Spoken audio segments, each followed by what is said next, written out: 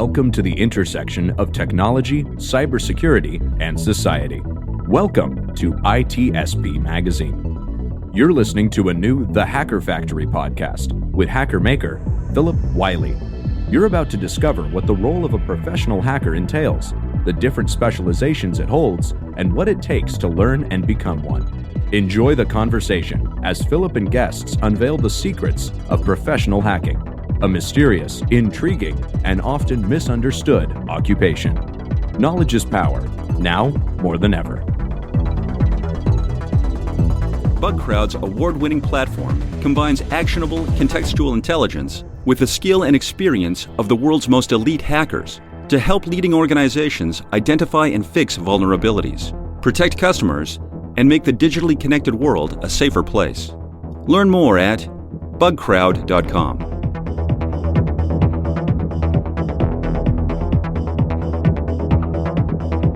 Hello and welcome to another episode of the Hacker Factory podcast. I'm your host, Phillip Wylie. I refer to myself as the Hacker Maker because I enjoy mentoring, educating, and helping others get started in offensive cybersecurity and different areas of ethical hacking.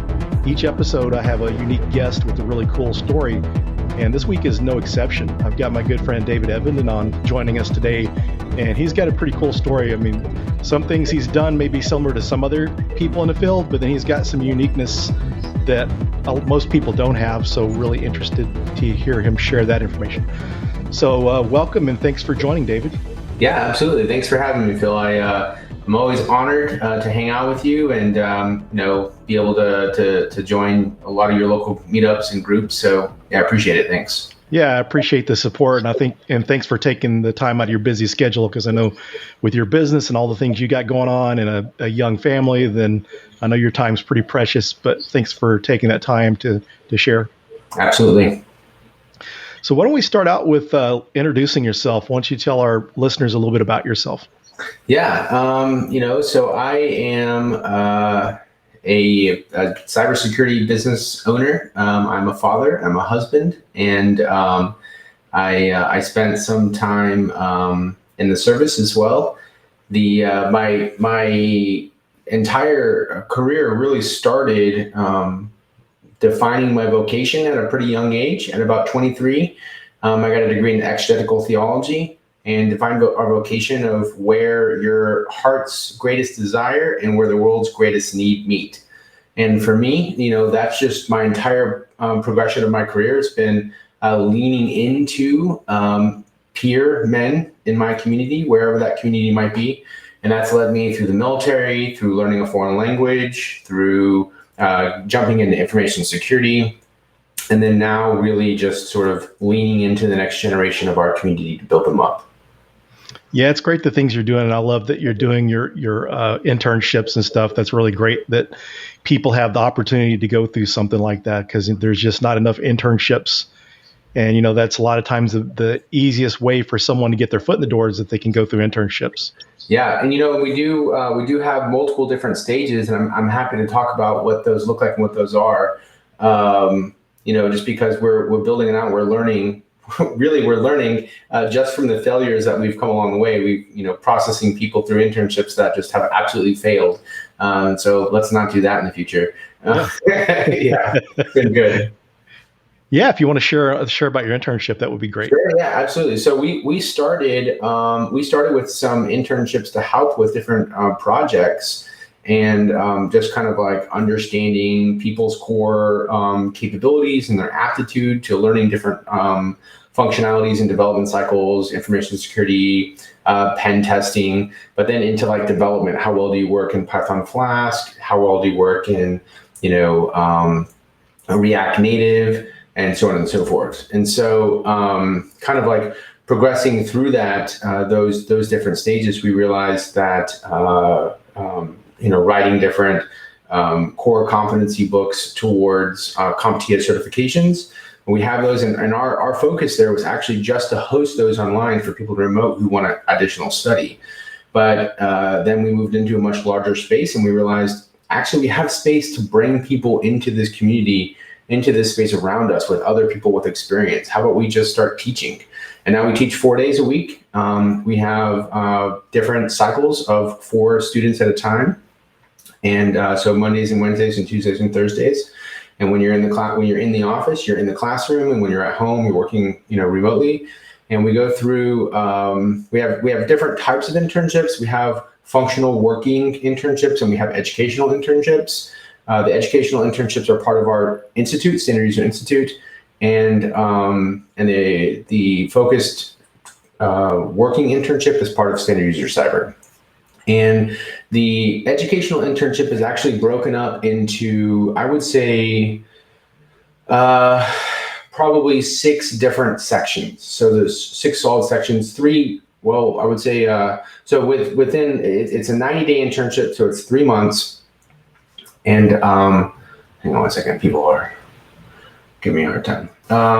So broken up into 3 different months. So it starts with development. And in development, you're working in Python, you go into data camp, you have a good solid 2 to 3 weeks of working, basically introduction to Python, all the way through using like different modules for Python for data scientists. You're using big data lakes and information like that, so you can bring it in and perform computational analysis against real world data. And then at the end of that at the end of the development portion of the internship, you have to work on a project, a Flash project, an IP address calculator, whatever it is. So you're developing and creating something. And then you're moving into engineering. In engineering, you design networks, use packet tracer, develop something like that. Then you move into forensics. Forensics, we're using a different series of software tool sets that allow for, you connect to a VM and load different types of memory dumps or different types of malware. So you can perform malware analysis or memory against a machine, for instance, that's been targeted.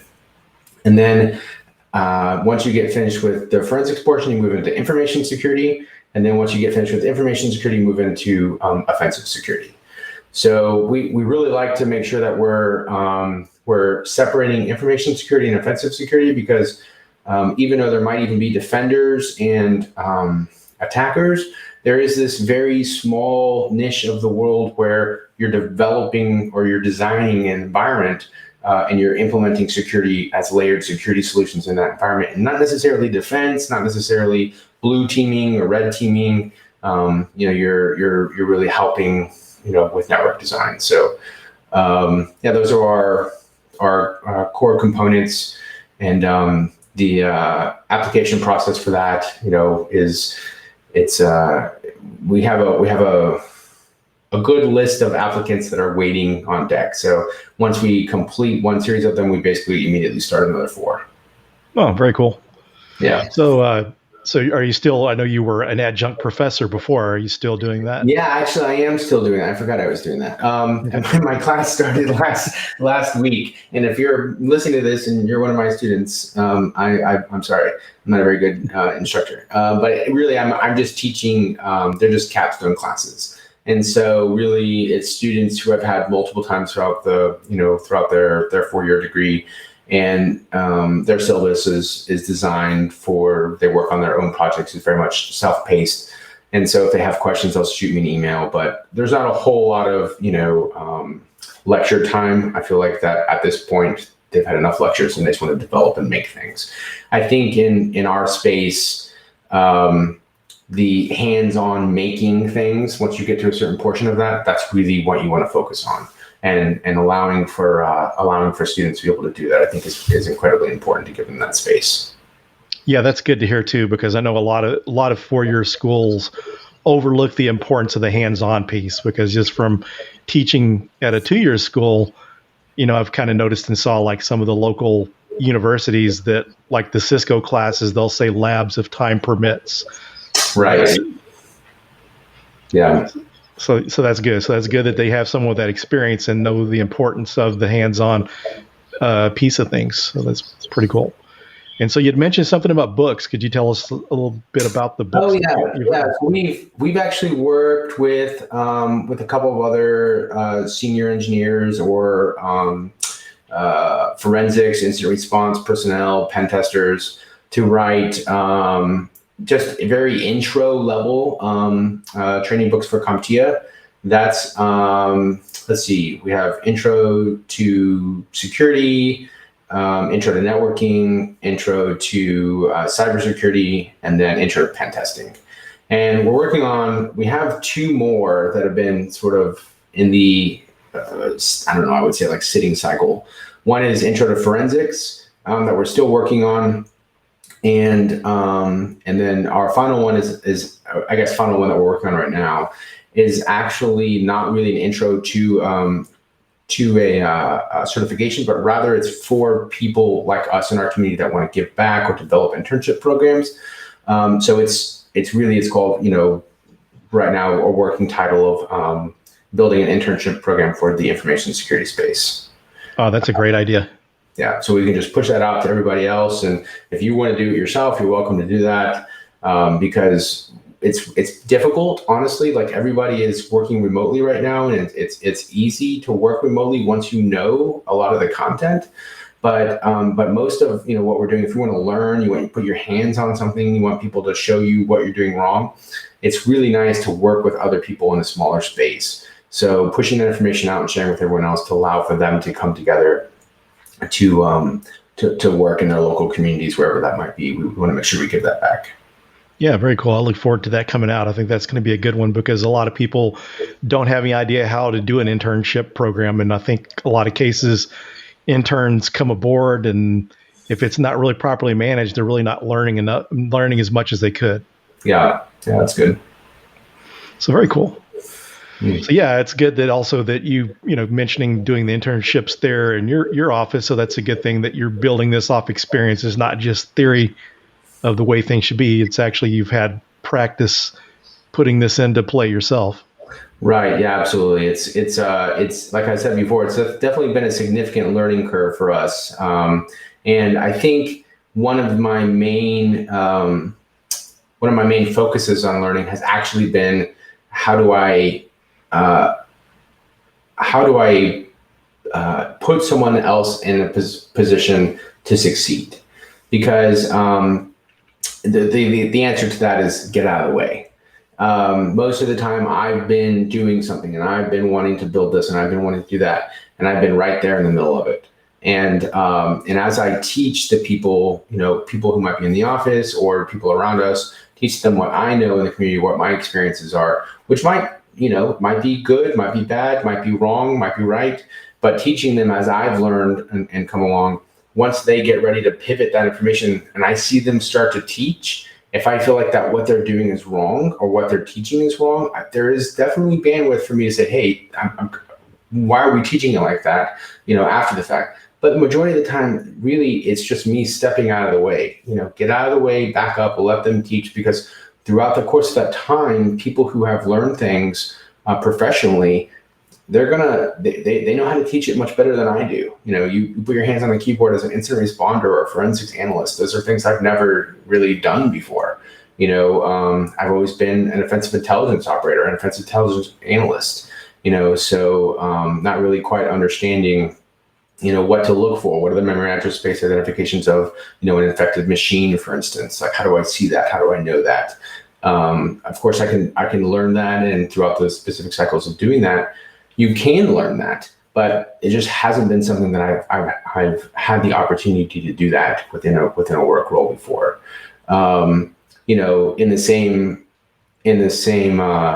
thread, I would say that some of my greatest inhibitors throughout my career have never been a network admin, have never having been a sysadmin or anything like that. I moved straight into, learning zero to hero through JCAC, through the military, and moving up and going to the NSA and jumping directly into an offensive shop. Like, okay, now you're gonna perform these roles, learn how to do these, learn how to do this. You're either going to sink or swim.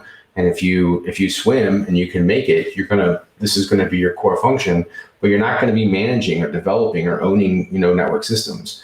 And once you get into a position where you're starting to teach people how to do that, but you've never done it yourself, it's hard. It's really, really hard. So getting out of the way and letting people who know those core competencies significantly better than me, you're going to come in here to teach, check your ego at the door, because you're going to have students that are smarter than you. And that's difficult sometimes to deal with. Oh, very interesting. I know we got into the internship stuff because that was really interesting to me. And so I kind of led off with that. But why don't you go in a little more detail of your career, kind of how you got started? Yeah, in the information security space, I was a linguist for a little while and rotated out of that role and went while I was in the service and had to choose a different functionality. Rotated into the, I would say, offensive intelligence space, and went down to a school down in Pensacola, Florida, that basically teaches you. I mean, when I went in there in early 2011, I could log into Facebook. That's pretty much like the core competency of what I did as a cybersecurity person. And then, spent the next 6 months, 10 hours a day for 6 solid months, learning everything from like assembly to hex to little Endian, all the way to layer 7, and how then backtrack that all the way in reverse of how to exploits and vulnerabilities and memory address space and heaps and buffer overflows. How do they work within conjunction of this entire space of that's some kind of weird organic living thing built off of, electrical pulses in a machine that's not really alive. Learning about computers and just the entire life cycle of what an organic computer actually is. We tend to forget that, the human brain is built on, electrical impulses, and the exact same way a computer is the same thing. It just goes significantly faster in a way that that's hard for us to conceptualize. But once you get that, it becomes this irresistible, subject matter that you lean into, and you're so consumed by it that you just can't stop. Anyways, I don't know how I got into the philosophy of, romanticizing computers, but sorry about that. That's good stuff. I learn from these podcasts as well. So I like to hear people's different philosophies on things. Yeah, absolutely. Yeah. So anyways, once I did that, I eventually found myself at NSA Red Team. And while I want to go into, the core aspects and authorities that they hold, most of that, I mean, you can Google that and go look on your own and take a look at stuff. But, for the most part, really what you're doing is just hunting for vulnerabilities in US-based DoD infrastructure, and then helping mitigate and remediate. Sounds very interesting. Yeah, it's fun. Yeah, I can just imagine what you must have learned going through the training. That sounded pretty intense. Oh my gosh, I wanted to cry every day. I wanted to cry every day. Yeah, yeah. At least when you're learning a foreign language, there's human interaction because you want to be talking to other people. When you're learning, essentially when you're getting like an associate's degree, or really within the subject matter itself, you strip out all of your gen eds. You're really getting a bachelor's degree in information security or cybersecurity in 6 months. So, you're going through an entire class. It's a 40-hour class in 1 week, and so it's hard, and your brain. There's definitely burnout. There's significant burnout in that program, but you have to be a certain kind of nerd to make it through. So, we're all in that space. So if you made it through, you belong here for sure. So yeah, that's pretty cool going in, because I'm sure you had no idea what it was going to, how you would do if you hadn't worked in that area much. That's true. I would tell you though that after getting into this space and being here for long enough, one of the things that's helped me understand, the language of computers is having been a linguist prior to that. Really, in computers, you're just speaking a different language. You need to talk to a computer in the way that it communicates. And if you understand how to convert, nouns to nouns and verbs to verbs, you're going to be able to do the same thing. You just take it at a 10,000 foot view and you narrow it all the way down, and you say, okay, well, how do I communicate a noun to noun, verb to verb in assembly? Or how do I do that in hex? Or what does that actually mean? Once you realize these other aspects and ratios of communicating on different, OSI layers, they're not really communicating on different. I mean, it's not a new communication. It's just assembly represented differently. And so it becomes easier to sort of scale and redesign in your head how things are working. So it's just, again, it's been a road of learning one way, failing that way, learning a new way, and learning how to learn. Learning how to learn was probably my one of my greatest successes, like personally, because I think that a lot of us are raised in environments or places where we may not be encouraged as young children. We may not be lifted up or leaned into to learn a lot of this stuff. And it wasn't until even in college, getting a degree in exegetical theology is theoretical. You're not using that. You're not. It's all knowledge-based information. And most of it at that point is the interpretation of historical context into your opinion, hermeneutically, for instance. So exegetical theology is what, let's just say, for instance, I wrote a letter to you about something that was going on in your environment. You had managers and there was a president and so on and so forth.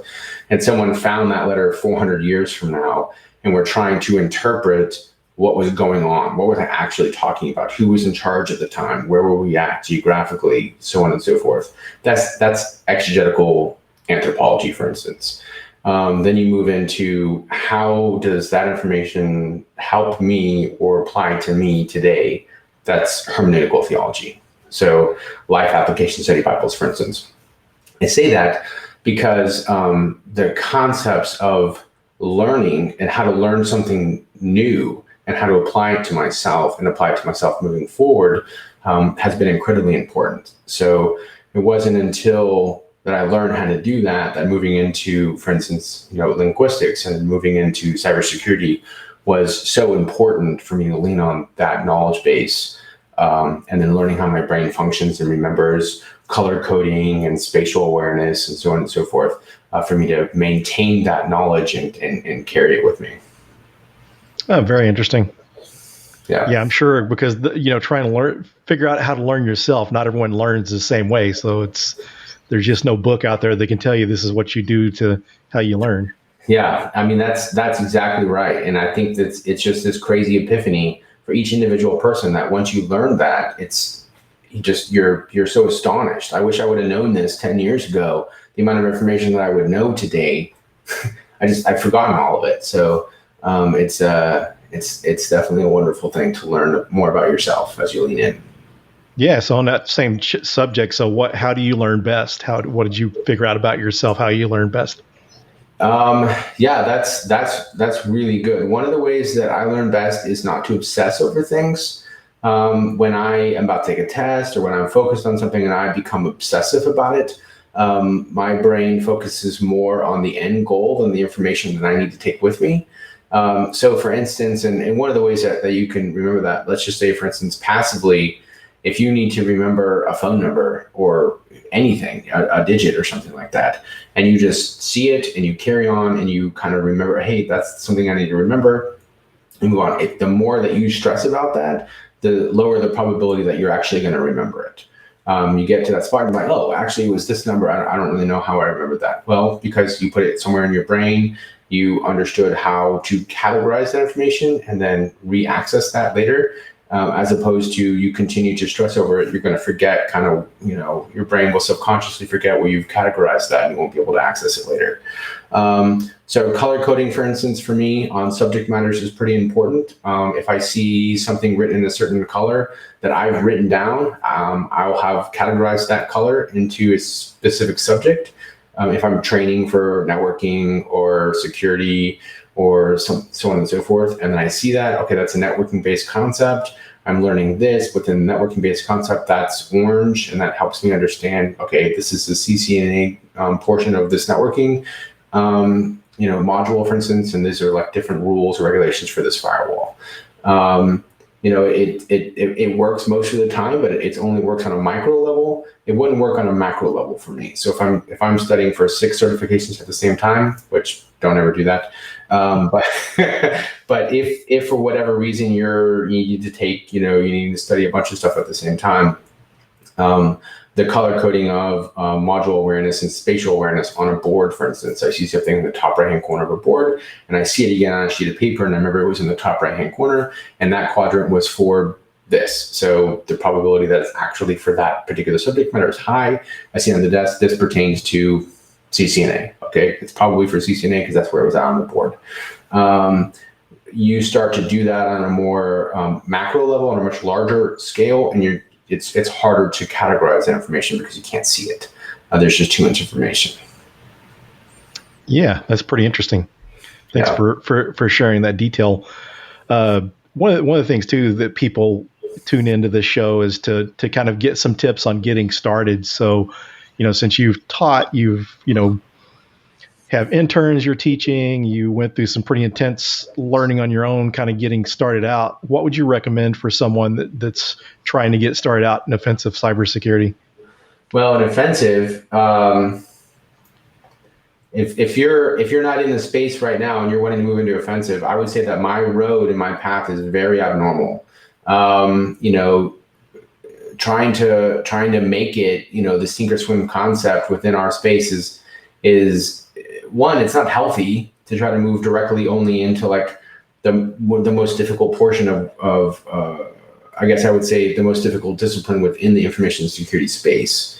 I say that not necessarily to like make all the right engineering and forensics and network design and sysadmin and network. I mean, they're incredibly difficult. So they're different types of skills. But moving into offensive security, you need to know a lot of those other disciplines moving into offensive security. So I would build a roadmap. I think that your book is definitely a phenomenal resource for doing that. Pentester's blueprint of understanding what does it look like, how do I move into the next series of cycles of how do I make it to that location, understanding what different job functions that I might need to do along the way is incredibly important. So I guess if I had to give a list of things, I would say, if you really want to be in this space and this is definitely what you want to know, what you want to do, go all in. Step one, get a mentor. Step two, get a mentor in the space who has, come a ways in the space and understands, has different resources and is willing to share with you the hard truths about what your journey is going to look like. And then once you do that, identify methods, use your free time in a healthy way to learn whatever discipline that you're faced in front of at that point.